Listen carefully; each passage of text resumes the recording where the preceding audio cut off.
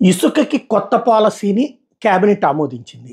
అయితే ఇప్పటికే దాన్ని దోచేసుకుంటున్నారు అన్నటువంటి ప్రచారం నేపథ్యంలో చంద్రబాబు నాయుడు కీలకమైనటువంటి ఆదేశాలు ఉచిత ఇసుక విధానంలో మంత్రులు, ఎమ్మెల్యేలు జోక్యం చేసుకోవద్దని స్పష్టం చేశారు.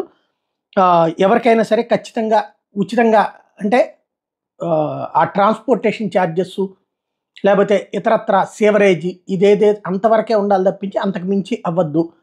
వైసీపీ ప్రభుత్వాన్ని మనం ఏలెత్తి చూపెట్టింది వాళ్ళు తిన్నారని. ఇప్పుడు మనం తింటే గనక అదే ముక్క జనంలోకి వెళ్తుంది. అందులో మనం మొదట్లోనే తొలినాళ్లలోనే చేశాం కాబట్టి ఇప్పటి నుంచి జాగ్రత్తగా ఉండాలన్నటువంటి విషయాన్ని సూచించారు. ఇప్పుడు అక్కడ కాకపోతే అసలు పాయింట్ ఇక్కడ అసలు లాజిక్ ఒకటి ఉంది. గవర్నమెంట్ ఉద్యోగి డబ్బులు వసూలు చేస్తాడా? లేకపోతే కాంట్రాక్టర్ వసూలు చేస్తాడా? కాంట్రాక్టర్ అయితే కాంట్రాక్టర్ తీసుకున్నాడా అది? అప్పుడు కాంట్రాక్టర్‌కి ఇచ్చినట్టు అది. కాంట్రాక్టర్ తవ్వడానికి అతనికి ఏ బేసిస్ మీద టెండర్ల బేసిస్ మీద పిలిచారు అతన్ని? ఎందుకంటే విధానం స్టార్ట్ అయిపోయింది ఆల్రెడీ.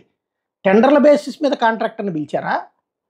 లేకపోతే గనక నామినేషన్ బేసిస్ మీద పిలిచారా? ఆ నామినేషన్ బేసిస్ మీద టెండర్ బేస్ మీద వచ్చిన కాంట్రాక్టర్ ఎవరు?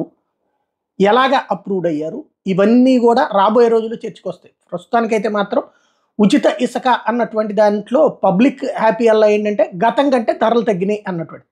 అయితే అసలు లెక్కలు అంతకంటే ఎక్కువ ఉన్నాయి అన్నటువంటి మాట్లాడే వాళ్ళు ఉన్నారు. అది పక్కన పెడితే ఉచిత ఇసుక తక్కువ ధరకి అన్నటువంటిది నడుస్తుంది. దీనిట్లో మళ్ళీ రాజకీయ నాయకులు జోక్యం చేసుకుంటే నెగిటివ్ అవుతుంది కాబట్టి ఎట్టి పరిస్థితుల్లో వద్దని చెప్పారు చంద్రబాబు.